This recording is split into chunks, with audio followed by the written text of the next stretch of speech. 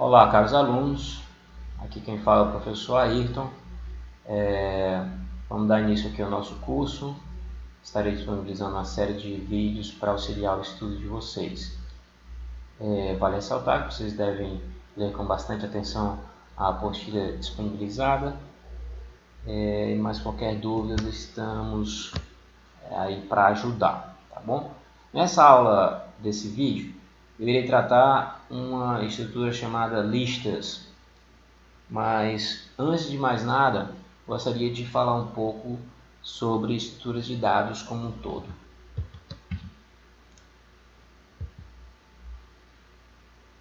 Como armazenamos os dados no computador? A solução de um problema por computador é baseada em dois pontos: a sequência de passos e a forma como os dados serão armazenados no computador. Estrutura de dados e algoritmos estão intimamente ligados.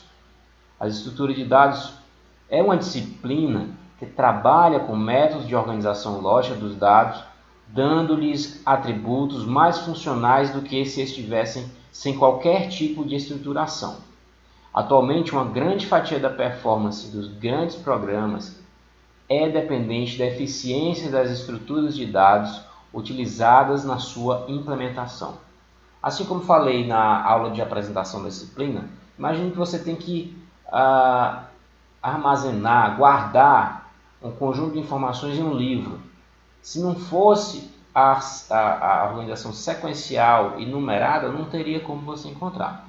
Da mesma forma é aqui na nossa área de computação, né? Os dados do computador estão armazenados ali numa memória física, porém, aqui nessa disciplina a gente trata de como armazenar de forma lógica um conjunto de dados.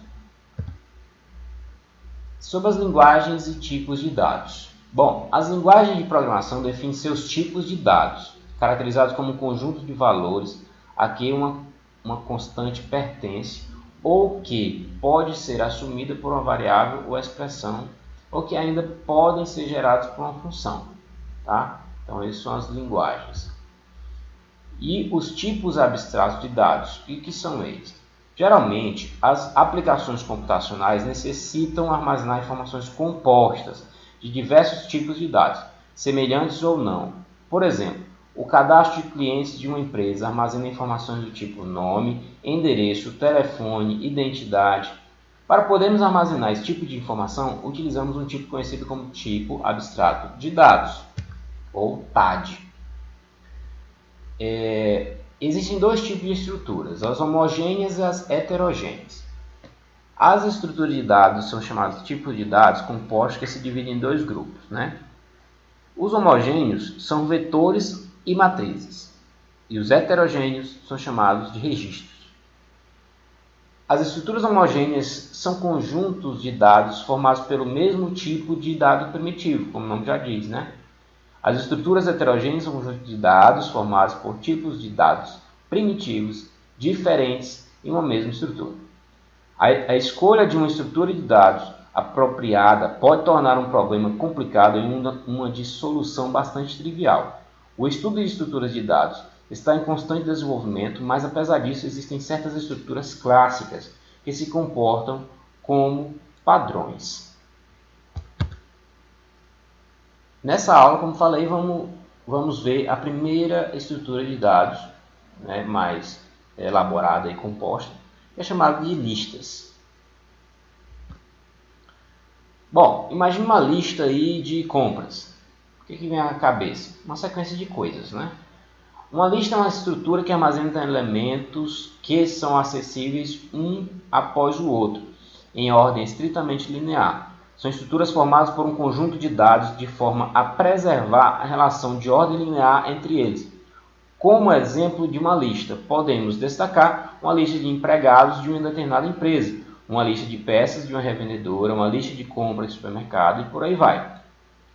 Uma lista é composta por elementos comumente chamados de nós, os quais podem conter cada um deles um dado primitivo ou composto. Aí na imagem do slide você vê uma representação de um nó de uma lista. E é nessa imagem aqui uma representação de uma lista linear. Uma lista linear, como o nome já diz, é aquela onde possui uma sequência de elementos. E o que eu posso fazer numa sequência de elementos? Eu tenho algumas operações. Uma vez definido que o conjunto de dados será representado sob a forma de uma lista linear, ou seja, linha, precisamos decidir as operações possíveis de serem implementadas sobre esta lista de dados. As operações mais comuns são criar uma lista vazia, não tem nada no começo, verifica se a lista está vazia ou não, se eu quiser inserir alguma coisa nela. Eu posso determinar o número de nós de uma lista, saber quantos elementos tem. Os nós não é exatamente o dado naquela posição, tá? Os nós é como se fosse uma forminha onde eu posso colocar algum dado naquela posição. Inserir um novo nó na lista antes ou depois do 10º nó e por aí vai. Veja na apostila as outras operações possíveis em listas lineares.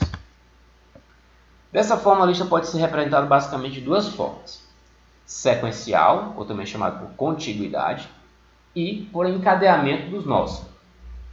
Uma lista com representação sequencial, ou por contiguidade, é caracterizada por seus nós serem implementados de forma consecutiva na memória física. Assim, esse tipo de lista explora a sequencialidade da memória do computador, de tal forma que seus nós sejam armazenados em endereços sequenciais ou igualmente distanciados um do outro. Pode ser representada por um vetor, como na figura aí você está vendo, na memória principal, ou um arquivo sequencial em memória secundária. Então você está vendo aí um quadradinho, um retângulo com a palavra início, né, apontando para o primeiro nó. Embaixo você tem 1, 2, 3, 4, esses são índices, né, que indicam a posição daquele nó. E dentro de cada nó desse tem uma informação.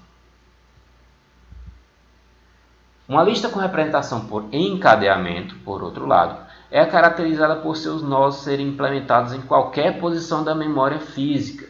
Porém, cada nó, além de possuir a sua informação específica, contém também um ponteiro, que é o endereço na memória, do próximo nó da sequência. Então, como você pode ver aí, os nós não estão colados uns aos outros, né? Tem uma setinha apontando de um para o outro. Essa setinha é um ponteiro, tá? Como o nome já diz, aponta para o próximo elemento. E, diferente do anterior, aí tem que ter um retângulozinho com a informação de fim, onde o último elemento aponta para esse indicador que é o fim, tá? Listas sequenciais é um tipo abstrato de dados adequado quando se trata de listas pequenas, tá? Quais são as vantagens e desvantagens dessas listas? Com tamanhos bem definidos e inserções e remoções no final da lista é quando vale a pena. A principal vantagem de se utilizar listas sequenciais é que podemos ter acesso direto e indexado a qualquer nó da lista. Porém, devido às suas características estáticas, uma lista sequencial deverá possuir um tamanho máximo pré-definido, além de exigir várias movimentações nas operações de inclusão, remoção aleatórias, o que passa a ser desvantajoso quando tratamos de listas com tamanhos elevados. Agora vamos para as listas encadeadas, segundo tipo de lista. Uma forma de permitir o crescimento, né, dinâmico do comprimento máximo da lista, ou seja, à medida que for necessário mais espaço físico de memória para crescimento, este espaço vai sendo alocado em tempo de execução, bem como diminuir o esforço computacional das operações de inserção e remoção. É representar a lista por encadeamento. Na lista por encadeamento, os nós são ligados entre si para indicar a relação existente entre eles, uma relação de ordem. Cada nó na lista deverá conter, além das informações respectivas, uma indicação ao nó seguinte. Essas listas são chamadas de listas encadeadas ou ligadas, também conhecida como lista simplesmente encadeada. Tá bem? Bom, as características. O elemento básico de uma lista encadeada é o nó. Cada nó da lista é formado por uma parte que armazena dados e outra que armazena campo de ligação. O campo de ligação de uma lista encadeada possui um endereço de memória física onde o próprio nó está armazenado, permitindo assim o encadeamento, ordem de acesso dos dados e possibilitando a implementação de listas encadeadas. Essa figura aí tem um nó de uma lista encadeada. Tem um dado e uma referência para o próximo nó, correto? Pois bem, numa lista encadeada, para cada nó novo inserido, alocamos um espaço de memória para armazená-lo, de forma que o espaço total de memória gasto pela lista é proporcional ao número de nós nela armazenado. A figura mostra uma lista encadeada com 5 nós alocados. No entanto, não podemos garantir que os elementos armazenados na lista ocuparão um espaço de memória contíguo. Portanto, não temos acesso direto aos elementos da lista.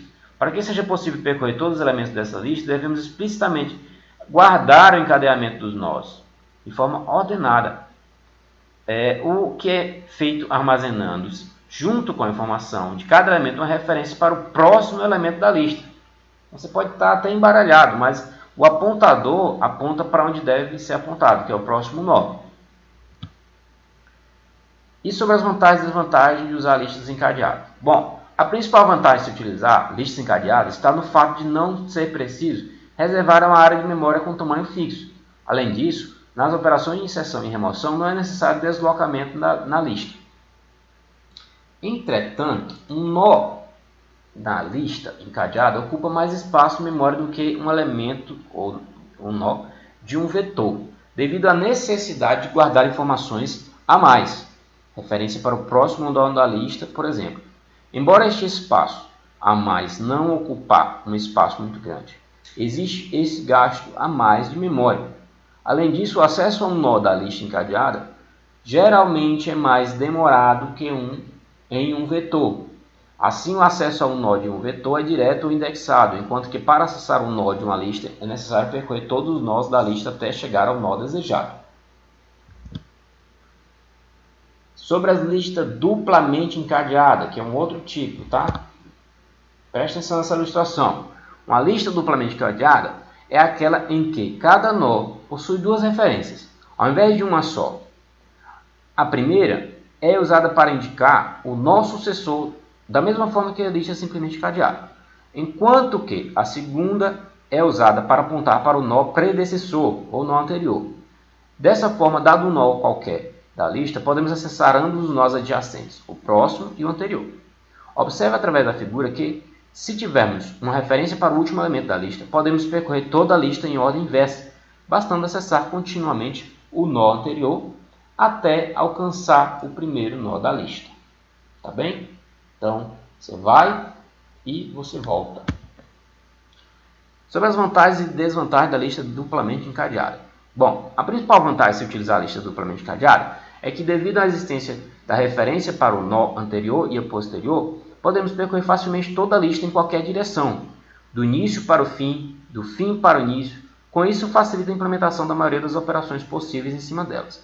Entretanto, uma lista duplamente encadeada ocupa ainda mais espaço em memória, pois cada nó conterá uma referência a mais para o nó anterior. Tá bem? E ainda temos a lista encadeada circular, que não é tão comum, mas é interessante. Algumas aplicações necessitam representar conjuntos cíclicos. Por exemplo, as arestas que delimitam uma face podem ser agrupadas por uma estrutura circular. Para esses casos, podemos usar uma lista encadeadas circulares. Uma lista circular assemelha-se muito com uma lista encadeada, diferenciando-se pelo fato de seu último elemento conter uma referência para o primeiro elemento, formando a situação circular. Para percorrer os nós de uma lista circular, partimos da referência do nó inicial até alcançarmos novamente esse mesmo nó. Então, concluindo essa parte, o uso de listas, apesar de um pouco limitado em alguns casos, é extremamente interessante e aplicável no nosso dia a dia, como a lista de compras, por exemplo. Você pode criar um projeto de software onde você vai ter essa estrutura dentro do seu programa. Tá? Então, dê uma lida na nossa apostila aí e qualquer dúvida, estamos aí. Bons estudos!